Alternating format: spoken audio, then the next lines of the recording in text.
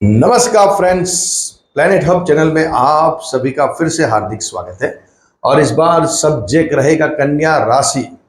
15 अप्रैल से लेकर 30 अप्रैल का फलादेश यहाँ करेंगे, प्रिडिक्शन करेंगे। यहाँ बुध के घर की राशि कन्या राशि क्या कमाल दिखाने वाली है। दोस्तों, यहाँ राशि आपकी इतनी जबरदस्त हो गई है कि पूछो मत। कैसे इतना बड़ा पॉजिटिव पॉइंट आया है आपकी राशि के अंदर कि एक दिन के अंदर आपकी जिंदगी में बड़े बदलाव आ सकते हैं। बस आपको सोच हमेशा पॉजिटिव रखनी है। कितना भी तकलीफ है, कितनी भी समस्या है, कितनी भी यहाँ आपके सामने चैलेंजिंग है, लेकिन सोच आपकी अगर पॉजिटिव रही, सकारात्मक रही, तो आपकी विन होनी जरूरी है। आप हमेशा जीतते ही आएंगे। फिर यहाँ बात करेंगे 15 दिनों के अंदर क्या ऐसे बड़े मूवमेंट होने वाले। 11 तारीख से ही मूवमेंट शुरू हो गया है। कैसे देखते हैं। ये है आपकी राशि कन्या राशि, बुध के घर की राशि। लग्नेश बुध जाके बैठा हुआ है यहां ऑलरेडी सूर्य बैठे हैं और बैठा हुआ है मंगल, शनि। देखो यहां सभी प्लैनेट्स पहले विराजमान थे, लेकिन पहले राशि चेंज करके आगे 30 तारीख को ही मंगल यहां मीन राशि में, ऑलरेडी यहां शनि बैठे हुए हैं। बाद में यहां आएंगे 11 तारीख को बुध यहां मीन राशि में आएंगे और गुरु बैठा हुआ है यहां मिथुन राशि में। दोनों का एक्सचेंज हो गया, परिवर्तन राजयोग। दोस्तों, बहुत सारे हमारे व्यूअर्स भाई बहन हमें कमेंट्स करते हैं दोस्त कि सर ये समझ में नहीं आ रहा है कि आपने यहां बुध को कैसे रख दिया। जैसे बुध यहां मैं ऊंच का रखता हूं और गुरु को मैंने यहां रखा हुआ है। परिवर्तन राजयोग में लोगों का ऐसा मानना है कि ये दोनों प्लैनेट्स इन्फ्लुएंस करते हैं, एक दूसरे के हाउस को प्रमोट करते हैं, उसमें अच्छा रिजल्ट देते हैं।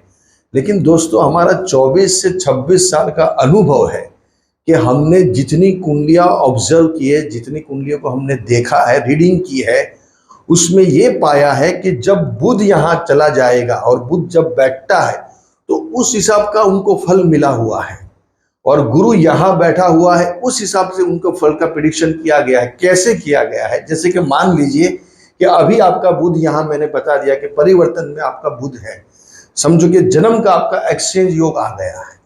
ऐसे ही अभी जो प्रेजेंट में होने वाला है वो यहाँ गुरु यहां चल रहे, बुध यहां चल रहे मीन में, लेकिन मैंने एक्सचेंज करके दोनों को उसके घर में बिठा दिया। तो प्रिडिक्शन कैसे किया? वो व्यक्ति की कुंडली के अंदर 10th हाउस में बुध होने से वो बहुत बड़े लॉयर बने हुए हैं आज, क्योंकि ये बुध जब यहां बैठा है तभी व्यक्ति लॉयर बन सकता है। नीच का बुध व्यक्ति को लॉयर नहीं बनाते, चाहे वो इन्फ्लुएंस क्यों नहीं कर रहा हो। एक दूसरे के हाउस को इन्फ्लुएंस करने से इतनी बड़ी सफलता नहीं मिलती है। और इस हिसाब से बहुत सी कुंडलियां, एक नहीं 100 नहीं हजारों कुंडलियों को हमने देखा है कि यहाँ बुध का ही फल मिलता है। यहाँ 10th हाउस के सबसे फल मिलता है। और गुरु जब यहाँ मीन राशि का होगा तो मीन राशि के गुरु के हिसाब से यहाँ हमने फल पाया हुआ है इनका प्रेडिक्शन में। तो इसलिए हम ये दोनों हाउस को यहाँ एक्सचेंज में रख दिए हैं। अगर इन्फ्लुएंस ही होता तो इतना प्रभाव नहीं होता, लेकिन हाँ, उसकी एक उम्र होती है, एक एज होती है। हर ग्रह अपना फल उसके बाद देना शुरू करता है, पहले नहीं देता है एकदम से। समझो यहाँ बुध मैंने लिख दिया, बुध लिख दिया बराबर है, लेकिन उसकी एक एज होती है। आपकी कुंडली के हिसाब से, आपका जन्म लग्न है उसके हिसाब से वो एज निकालनी पड़ती है कि भाई किस एज में ये परिवर्तन में यहाँ बुध आ जाएगा ये हाउस में और गुरु यहाँ आएगा। लेकिन इससे पहले वो यही हिसाब से ही रहते हैं, गुरु यहाँ ही रहता है और बुध भी यहाँ ही रहता है। तो यहाँ ये एक पूरा आपको समझाने का तरीका है कि भाई एक्सप्लेन करना जरूरी है, क्योंकि लोगों को समझ में नहीं आता है इतना। हमारा अनुभव है, ये किताबी बातें हैं और प्रैक्टिकल अलग चीज है। किताब में लिखी गई है, उसमें कोई दो राय नहीं है, लेकिन जब प्रैक्टिकली आप वो चीज़ों को देखते हो, आप उसका अभ्यास करते हो, वो चीज़ों को आप सामने देखते हो बनते हुए, तो वो अलग चीज़ हो जाती है। जब आप ग्राउंड पे जाओगे और वो बॉल को फेस करोगे खेलने के टाइम पे, तब आपको एक्चुअल मालूम पड़ेगा किस स्पीड में वो बॉल आ रही है।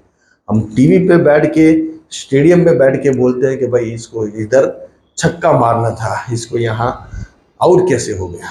तो ये यहाँ एक्चुअल प्रैक्टिकल चीजें बनते हुए हम देख रहे हैं। तो यहाँ बुध मिथुन राशि में उच्च का, जब लगने से उच्च का होगा तो क्या कहने। और सूर्य आ जाएंगे 14 को ही, 14 तारीख को सुबह सूर्य मेष राशि का उच्च का, 14 तारीख से ही। तो देखिए सूर्य उच्च का, बुध मिथुन में, गुरु मीन में, और मंगल शनि सब सप्तम स्थान में। तो ये रिप्रेजेंट क्या हो रहा है सर, हमको कुछ समझ नहीं है आप जो बोल रहे हैं।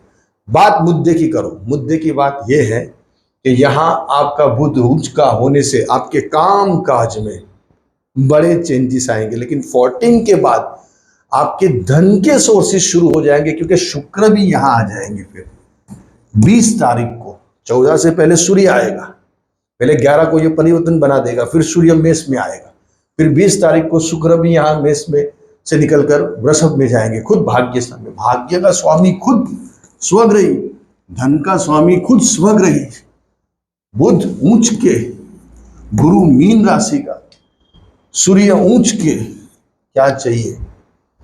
इतने जबरदस्त प्लैनेट्स बैठे हैं कन्या राशि, पूछो मत। काम करो, फोकस करो बिजनेस के ऊपर, जॉब के ऊपर, कर्म के ऊपर। ऐसा बार बार पॉइंट नहीं आता है। शुक्र खुद भाग्य स्थान में विराजमान, खुद भाग्य आपकी पॉकेट में है। नसीब तो मैं पॉकेट में लेके घूमता हूं। अभी ऐसा पॉइंट आएगा जब यहाँ 20 तारीख को शुक्र आएगा, देखना कोई बड़ी सेटिंग होगी, कोई बड़ा काम सेट होगा, कोई बड़ा पैसा आएगा आपके पास, कहीं से भी सोर्सेस खड़े होंगे, आपको दिखेंगे नहीं। जब ग्रह आते हैं अपने आप, ऐसा कोई फोन, ऐसी कोई बात, ऐसा कोई मिलना जुलना कहाँ से होते का खुद ताजुब हो जाते हैं लोग। यहाँ से पॉइंट है, बहुत बलवान है। बस ज़्यादा कुछ नहीं, काम के ऊपर फोकस कीजिए। 30 तारीख तक ये योग बना हुआ है, 30 के बाद फिर अलग चर्चा हो जाएगी। यहाँ बहुत जबरदस्त योग है, आगे बढ़िए। एक रेमेडीज खाली करनी है, वो भी बुध के लिए। क्या करना है, ग्रीन सब्जी आपको गाय को खिलानी है, या ग्रीन सब्जी, कोई भी सब्जी, पालक है, हरी ग्रीन सब्जी, चौले की सब्जी है, मतलब जो ये है, पालक है, गोभी पत्ता है, कुछ भी आप गाय को खिलाइए और कोई गरीब को दान में दीजिए। अगर गाय को नहीं खिला सकते हो तो कोई भी गरीब फैमिली को दान में दे दीजिए। 1 किलो 1 kg सब्जी, ग्रीन सब्जी। और ग्रीन कपड़ा उस दिन पहनना है, बुधवार के दिन, खासकर बुधवार के दिन ग्रीन कपड़ों का खास अभी उपयोग कीजिए, और वाइट चीज़ों का भी दान कीजिए। बने इतना, शक्कर है, आटा है, पनीर है, दूध है, छाछ है, वो सब भी आप कर सकते हैं, क्योंकि शुक्र भी बहुत बढ़िया है। वाइट कपड़े और ग्रीन कपड़े का थोड़ा खास सेवन रखिए, देखिए जिंदगी बदल जाएगी आपकी। अच्छे रहिए, बढ़िया रहिए, खूब